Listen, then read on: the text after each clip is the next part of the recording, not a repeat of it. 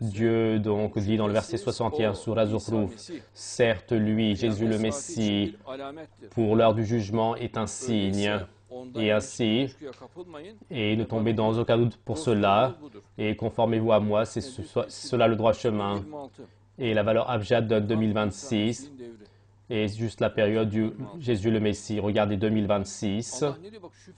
Que dit Dieu? Dieu dit certes, certes, sans aucun doute. Lui, Jésus le Messie, pour l'heure du jugement est un signe. Et si c'est ainsi, dit Dieu, si c'est ainsi, et donc, concernant ce sujet, ne tombez en aucun doute sur cela, et tomber dans le doute, c'est illicite. Et conformez-vous à moi, c'est celui le droit chemin, le diable, c'est-à-dire l'antéchrist, surtout qu'il ne vous sépare pas du chemin de Dieu. Certes, lui, l'antéchrist, le diable, pour vous est un ennemi déclaré, clair, évident. Jésus le Messie, lorsqu'il vient avec les signes clairs, donc avec le Coran, je suis venu à vous avec une sagesse. Le Coran est une sagesse du début à la fin. Et sur ce quoi donc vous divergiez, pour vous expliquer cela, car ils sont tombés dans la divergence. Certains donc soutiennent la Trinité, certains d'autres choses. Ils sont divisés en dogmes religieux et ils sont dans beaucoup d'impasses de croyances. Que dit Jésus le Messie? Sur quoi vous êtes tombés dans la divergence? Vous pouvez expliquer une partie de cela. Alors, donc, réfugiez auprès de vous et obéissez-moi.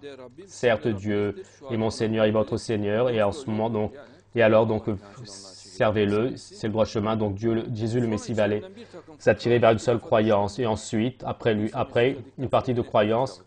Et après, quand Jésus fils de Marie va venir, donc, il va y avoir encore donc, la divergence. Le christianisme va se diviser. Donc, le christianisme mohamédien va se diviser donc encore en dogmes. Dans les derniers moments du monde, le Mahdi donc enlève les dogmes, ils vont les ramener à nouveau et les gens vont donc s'égarer à nouveau. Jésus le Messie va les enlever, ils vont s'égarer, ils vont les amener à nouveau et ensuite il ne va rester plus de dogmes religieux, il ne va rester plus de religion, plus rien du tout. Désormais, malheur donc à ceux qui ont pressé pour le jour douloureux. Tout de suite passe au jour du jugement, il explique. Et que ceci est un signe du jugement, que comprend que c'est en relation avec le jour du jugement, c'est clair. Et donc, de la manière dont on va les verser, on comprend ouvertement l'événement. Tout de suite, Dieu passe au jour du jugement. Alors qu'ils ne sont pas conscients, le jour du jugement qui vient de venir soudainement, est-ce qu'ils attendent l'heure de celui-ci? Alors qu'ils ne sont pas conscients, car on dit que 2120, mais quel 2120 pour le jour du jugement? Ils ne vont pas y croire. Mais Bédu Zaman, il dit 2120, mais à cette période, ils n'ont accepté ni le Risale Nurun, ni les hadiths, ni rien du tout. Et ils n'ont pas accepté la venue du jour du jugement. Ils vont être également dans une attitude contre le jour du jugement. Ils vont s'amuser, mais ils vont dire quel jour du jugement. Et pour cette raison, Dieu dit que, alors qu'ils ne s'en aperçoivent pas, et pour l'heure du jugement qui va venir soudainement, est-ce qu'ils attendent autre chose que cela? Et en dehors des pieux, donc, les amis sont des ennemis contre les autres. Seulement les pieux sont les amis. Et eux ce sont les gens donc du cimetière. Ils sont amis, mais ils vont avoir de la haine. Mais quand le jour du jugement va commencer, la haine, ils se haïr. Et à la table donc d'alcool, donc en un moment, cela se transforme en haine, car l'amitié n'a plus de signification pour lui. Dieu le Très-Haut dit que, ô mes serviteurs, pour vous aujourd'hui, il n'y a pas de peur, vous n'allez pas être attristés. Donc, à l'heure du jugement, ô mes serviteurs, aujourd'hui, pour vous, il n'y a pas de peur et vous n'allez pas être attristés.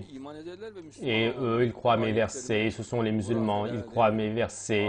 Il ne dit pas donc aux affabulations, seulement les versets. Et l'autre dit donc les versets plus ceci. Non, Dieu dit seulement pas cela, Dieu dit seulement le verset, les versets. Vous et vos épouses, et vous allez être accueillis dans la joie. Cela veut dire que les femmes croyantes, les épouses croyantes, et donc les croyants, donc ils vont directement au paradis. Et s'ils sont mariés, donc ils sont mariés, ils vont au paradis ensemble. Et vous allez être accueillis avec joie. Et autour d'eux, donc, ils se promèneront avec des plateaux et des vases d'or. Et pour que cela leur plaise, Dieu propose une telle beauté. Et là-bas, ce que leurs personnes voudront, donc il y a de tout, de toutes choses, les yeux, et la personne en prend plaisir. Et vous allez rester là-bas éternellement. Ce n'est pas 60 ans, ce n'est pas non plus 60 000 ans, ce n'est pas 60 trillions d'années, non plus ni 64 trillions, et ce n'est pas 60 trillions, 4 trillions multiplié par 64 trillions, c'est combien de temps? C'est pour l'éternité. Et donc, suite à ce que vous avez fait, donc le jardin, le paradis dont vous avez hérité est celui-ci, il y a beaucoup de fruits pour vous, de ceci vous allez en manger.